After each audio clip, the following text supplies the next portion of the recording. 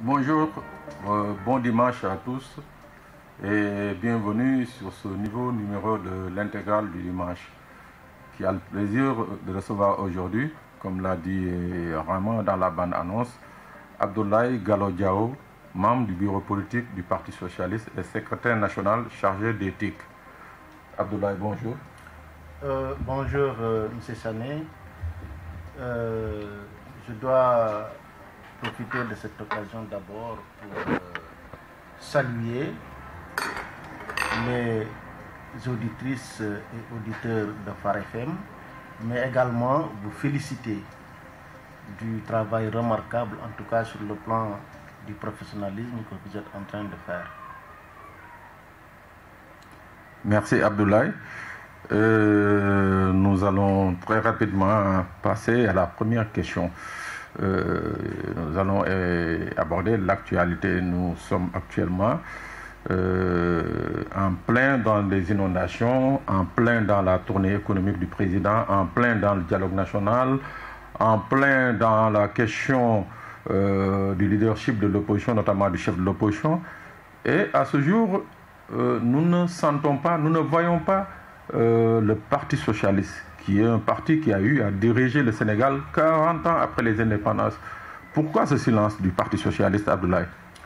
Oui, en fait, il faut dire que c'est compréhensible objectivement parce que nous sommes dans une dynamique de coalition qui nous a permis de participer à la gestion du pouvoir depuis 2012.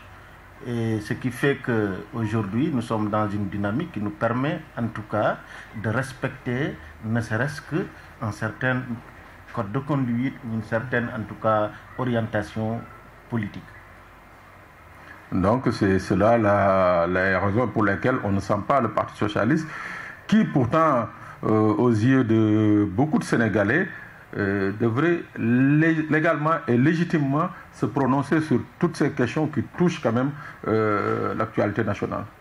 Oui, là aussi, il faut comprendre la situation interne du parti nous l'impose, parce que depuis, j'ai eu à le dire, depuis le décès, la disparition de notre regretté, le défunt président Ousmane Tanor Dieng, pratiquement le fil conducteur du fonctionnement de nos instances de direction, c'est pratiquement coupé. Mais ça aussi, c'est compréhensible parce qu'il y a eu des facteurs exogènes qui sont, par exemple, la pandémie du Covid-19 avec des mois d'état d'urgence, des mois de couvre-feu, ce qui fait que toutes les actions, en tout cas qu'elles soient politiques ou économiques ou dans tous les secteurs de la vie nationale, sont, disons, à l'arrêt. Ça, c'est compréhensible. Ensuite aussi, il y a cette situation d'hivernage avec son lot de pluviométrie qui a fait que beaucoup, parce que nous sommes un parti de masse, beaucoup aujourd'hui sont préoccupés par, disons, l'hivernage, par effectivement la question des inondations, mais par aussi les travaux champêtres. C'est compréhensible. Maintenant, il est sûr et certain qu'un parti socialiste étant dans l'opposition de 2000 à 2012 et le parti socialiste qui participe à la gestion du pouvoir en tant que membre à part entière de Benno Bokk Yakaar, donc il faut comprendre que, disons, les positions ne peuvent pas être les mêmes, mais aussi le discours aussi ne peut pas être le même, parce que le discours du Parti Socialiste en tant que parti d'opposition, en tant que même leader de l'opposition de 2000 à 2012, après la perte du pouvoir, et le Parti Socialiste en tant que membre à part entière de Benno Bokk Yakaar, mais en tant que aussi un parti qui participe à la gestion du pouvoir, à l'exercice du pouvoir. Les discours ne peuvent pas être le discours ne peut pas être le même, mais aussi la position. D'accord. Merci pour cette précision, mais néanmoins, nous allons toujours rester sur l'actualité. Nous sommes confrontés, principalement les principales villes du Sénégal, sont confrontées à un fléau, c'est-à-dire les inondations. Certains, dans leur discours, notamment ceux-là du parti actuellement au pouvoir, pointent du doigt, vous socialistes, votre gestion en disant que c'est sous votre magistère que vous avez laissé des populations occuper des zones inédificantes, ce qui est à l'origine aujourd'hui de ça. Mais on se rappelle également que du temps du Parti socialiste, si ma mémoire est bonne, on n'a jamais eu à faire face à de pareilles inondations. Vous répondez quoi par rapport à ces accusations? Mais non, écoutez, c'est-à-dire qu'il faut que les Sénégalais, enfin certains plutôt, arrivent à pouvoir faire ou avoir en tout cas des capacités de discernement sur certaines situations. Dans la vie du Parti socialiste, depuis 1960 à nos jours, concernant cette situation-là, nous avons vécu deux choses différentes, ou en tout cas deux situations différentes, excusez-moi. La première situation, c'est que nous, depuis 1960, à partir de 1970, nous avons connu des cycles de sécheresse.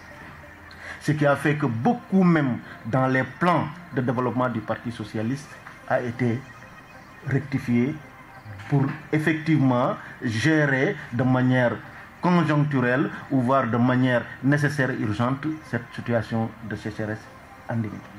Ensuite, mais sur le plan de l'urbanisation ou d'occupation en tout cas territoriale, le Parti socialiste n'est pas aujourd'hui le responsable de ce qui se passe.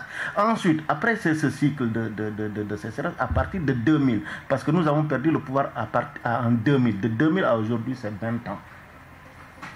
Et le peuple sénégalais a élu le président Abdoulaye Wade qui est venu installer un nouveau régime. Et ça a coïncidé également avec une tournure, en tout cas, dans cette situation de pluviométrie qui a aujourd'hui occasionné ces inondations. Parce que depuis 2000, on constate qu'à chaque année, la pluviométrie augmente de manière poussée et par contre, les mesures d'accompagnement qui devaient venir de la part de l'autorité compétente, de la part de l'État, c'est à ce niveau-là que ça a fait défaut. Mais en aucun cas, on peut en tout cas engager la responsabilité du Parti socialiste. 20 ans, ce n'est pas 2 jours, ce n'est pas 2 ans. Donc si aujourd'hui, en tout cas, que ce soit le président Macky Sall ou le président Wade qui sont élus par les Sénégalais, c'est à eux maintenant de prendre les responsabilités pour résoudre cette situation. D'accord, donc les auditeurs apprécient. Maintenant, une autre question également qui fait la une de l'actualité, il s'agit du foncier. J'étais en train de regarder dans mes archives quand est-ce qu'il y a eu un problème foncier sous le règne socialiste. Et je crois qu'il y en a eu deux. Il y en avait eu au niveau du Ferlo avec le truc le champ militaire de Dodji. Je crois que c'était le dernier litige frontalier sous le règne socialiste. Aujourd'hui, 20 ans après, vous dites, après la perte du pouvoir, nous assistons à une frénésie de scandales fonciers. Qu'est-ce qui est à l'origine justement de cette boulimie foncière qu'on ne voyait pas avant, qu'on ne sentait pas avant et qu'on voit maintenant aujourd'hui qui est devenu comme un mode de gestion? Merci pour cette pertinente question, mais je dois d'abord préciser une chose, que c'est avec... Parce que moi, des fois, j'entends même les gens critiquer. Mais je dis que, je déclare, je persiste et je signe que c'est avec la loi sur le domaine national, initiée, votée et mise en œuvre par le régime socialiste, que le Sénégal a réussi à avoir une cohérence territoriale, mais aussi a réussi également à éviter certains conflits, certains litiges liés aux fonciers. Ça, c'est indéniable. Il faut le reconnaître. Maintenant, nous, on avait une culture de gestion des affaires de l'État. Une culture républicaine. Une culture étatique, mais aussi une culture administrative adossée à nos valeurs, adossée à nos principes. Mais à partir de 2000, on a vu effectivement avec le régime libéral cette boulimie foncière qui est devenue maintenant une problématique extrêmement compliquée. Regarde aujourd'hui le département, la région de Dakar. Vous ne verrez plus ici en tout cas dans le département plus précisément, une petite parcelle de terre. Ou bien des espaces réservés à des places publiques, à des espaces verts. Tout a été bétonisé, accaparé par les dignitaires du régime libéral. Et au plus haut, au plus haut niveau, le président Wade. Tout le problème du foncier au Sénégal, c'est le régime libéral et plus particulièrement le président Abdoulaye Wade, je l'ai dit et je l'assume. C'est avec lui qu'on a connu tous ces problèmes à Mbane, partout, au Fouta, en Casamance, dans le Saloum et partout. Et vous savez aujourd'hui, l'occupation des terres, l'occupation du sol est un problème fondamental, est un enjeu de taille. Je ne parle pas au niveau national, mais au niveau international. En termes de géopolitique, en termes de géostratégie. L'occupation des terres est un enjeu fondamental, un enjeu de taille qui ne peut pas, en tout cas, ne peut ne pas concerner des pays comme le Sénégal. Mais tous les problèmes, en tout cas, que nous avons, c'est des problèmes que nous enregistrons depuis 2000 avec le régime de Abdoulaye Wade, il faut le dire. C'est avec lui qu'on a connu également des procès, avec des gens qui géraient, qui avaient des autorités, qui avaient en charge effectivement la gestion de nos terres. C'est avec Abdoulaye qu'on a connu tout ça. Et ensuite, est-ce que quand le président de la République est venu, est-ce qu'il a réglé le problème ou il ne l'a pas réglé? Ça, c'est une autre question. Mais ce que les Sénégalais doivent accepter et ce que les Sénégalais doivent comprendre, les litiges fonciers, tout azimut et de tout genre et de toute nature, c'est avec Abdoulaye Wade et son régime que le Sénégal a connu ce problème-là. C'est ça. Oui, mais d'accord. Mais néanmoins, je crois que vous accepterez une part de responsabilité dans cette frénésie foncière, parce que sous Senghor, spécialement le littoral, a été quelque chose d'hyper protégé. Sous Diouf, vers les dernières années, on a vu quand même certains ténors du Parti socialiste s'accaparer d'une partie du littoral. Quand, comme vous l'avez dit, en 2000, M. Abdoulaye Wade a accédé au pouvoir, il a fait le reste. Et de ce qui en restait comme poche, le régime de Macky Sall en a fait une possession. Mais vous assumez donc, vous, au Parti socialiste, cette petite responsabilité. Je dis une petite responsabilité parce que je sais de quoi je parle. D'avoir commencé le bradage du littoral.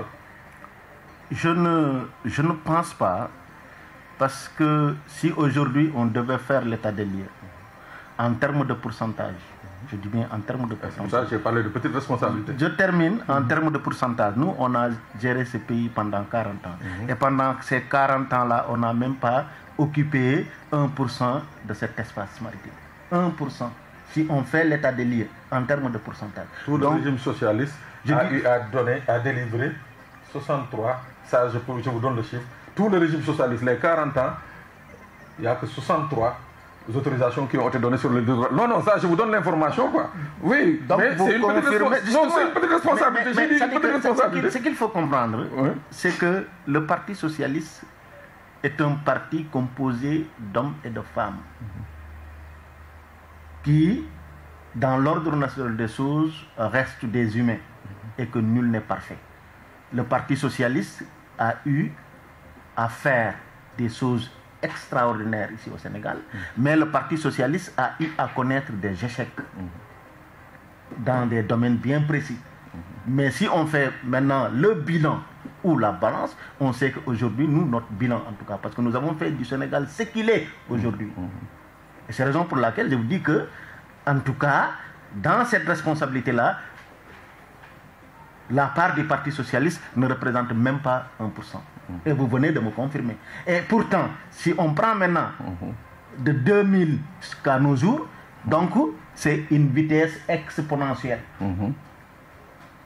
Je dis bien, c'est ce qu'on appelle effectivement bradage. Les dignitaires du régime libéral ont se sont accaparés de cet espace. Et de manière illégale. Et de manière mégalomaniaque, si je peux m'exprimer ainsi. Donc il faut en tout cas arriver à situer les responsabilités, mais de manière objective et de manière rationnelle. Moi, je dégage toute responsabilité du Parti socialiste dans cette affaire. Et je l'assume. D'accord. Abdoulaye, vous dégagez la responsabilité du Parti socialiste. Cela nous permet de faire une petite transition. Avec le discours du président Diouf qui disait « Diak Diangeni, Kumuna Nyo, Kumuna Nodu Nyowal Nodu ». Plus de 35 ans après, quelle est votre lecture, votre diagnostic de la démocratie sénégalaise aujourd'hui? Oui, quand Abdou disait Diak Diangeni, Kumuna Nodal, mais c'est-à-dire c'était lié à un contexte politique. C'était lié précisément à un contexte politique parce que quand Abdou est devenu président de la République, il avait trouvé ici un dispositif de limitation des partis politiques au Sénégal et limitation des partis politiques et des courants idéologiques. Donc il y avait 3 formations politiques ou 4 plus précisément parce que c'est à partir de 1974 que Senghor a ouvert cette fenêtre démocratique en autorisant la création et l'adoption de certains courants politiques. D'abord, il y a eu le Parti socialiste avec comme idéologie le socialisme démocratique. Ensuite, l'officialisation, la création plutôt du Parti démocratique sénégalais qui incarnait le courant purement libéral et d'autres, l'officialisation du pays de Mahmoud Diop. Ensuite, le MRS en 1976 pour incarner des courants conservateurs ou communistes. Et quand Abdou est venu, il a décidé plutôt, il a pris l'engagement d'enlever ce dispositif de limitation, de supprimer en tout cas le dispositif de limitation des partis politiques pour instaurer maintenant et définitivement le multipartisme intégral. C'est à partir de ce moment-là qu'on a vu la création ou l'officialisation d'autres partis qui vivaient dans la clandestinité, comme la LDMPT, la JPADS, ainsi de suite, le PIT, etc., etc. Et ça prouve que le Parti socialiste, en son temps, en 1974, regardez autour de nous, en Afrique plus précisément, ce qui s'est passé. Les gens ne connaissaient même pas le mot démocratie en Afrique. Et même les pays qui nous ceinturaient, que ce soit le Mali, la Guinée, les 2 Guinées et tout ça. Aucun de ces pays-là ne connaissait même le terme démocratie jusqu'à en faire une culture ou une mode de gestion, un mode, excusez-moi, de gouvernance. Donc faites la comparaison. Et à partir de 1981 également, quand Abdou Diouf décidait de supprimer le dispositif du multipartisme limité pour instaurer le multipartisme intégral, là aussi je pense qu'en Afrique, c'était une percée significative. Donc là, c'est un mérite que le Parti socialiste a eu dès le début, le génie politique, de positionner le Sénégal comme pays phare en matière de démocratie en Afrique. Et vraiment, je m'en félicite, je m'en réjouis, mais aussi je ne cesserai de m'enorgueillir.